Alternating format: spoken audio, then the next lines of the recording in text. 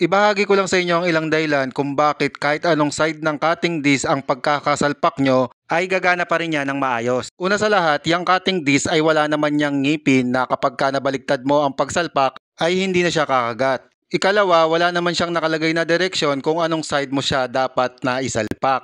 Yang nakikita nyong metal na nakasalpak sa gitna ng cutting disc, nilagyan yan ng ganyan para mapatibay ang gitnang bahagi dahil yan yung parte na iniipit ng lock.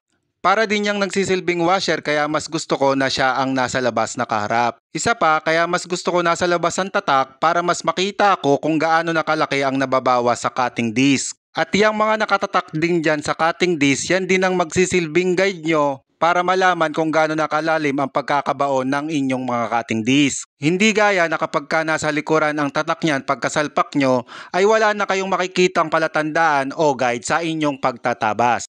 Karamihan sa manggagawa mas gusto nasa likuran ang tatak dahil para daw magamit panghasa ng mga drill bit. Gaya ng sabi ko, kahit na yan ay umuubra, hindi talaga dapat ginagamit na panghasa ang mga cutting disc dahil ginawa yan para lamang na pamputol. Itong talim naman na ito ay diamond cutting disc. Kung makikita nyo, meron siyang ngipin at may direksyon ang kanyang ngipin.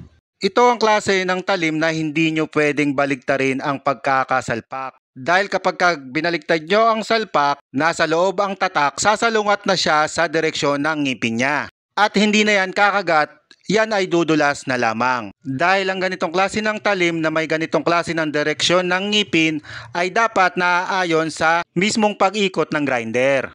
Ito naman ang grinding disc, ito talaga ang ginagamit na panghasa. Mapapansin nyo may nakaumbok dyan o naka-convex at nandyan ang tatak, hindi nyo dapat isalpak yan ng ganyan. Dapat sa ganitong side kung saan may parteng malalim sa gitna o naka-concave, sa kadahilanan na para kapag ka nilagay nyo na ang lock, ay papantay sa disc yung mismong lock niya. At para hindi rin maging sagabal kapag ka ginagamit nyo ng panghasa. At pagka nga grinding disc ang inyong gamit, ay kinakailangan din nating baliktarin ang lock niya para mas magpantay ang lock sa mismong disc.